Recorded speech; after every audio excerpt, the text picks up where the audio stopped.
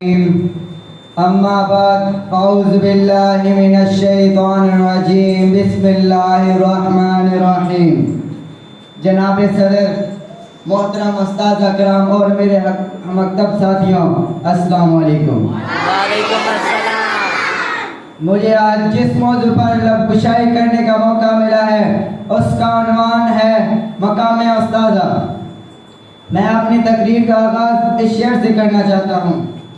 कितनी मोहब्बतों से पहला सबक पढ़ाया, कितनी मोहब्बतों से पहला सबक पढ़ाया, मैं कुछ न जानता था सब कुछ मुझे सिखाया।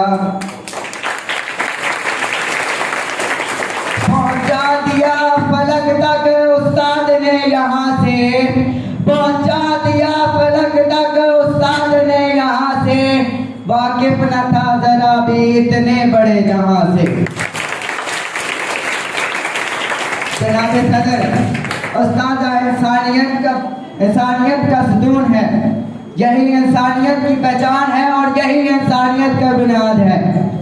यह नौजवानों की संवारने और मुस्तकबिल में चैलेंज और किरदार साजी में अहम किरदार अदा करती है। शुक्रिया।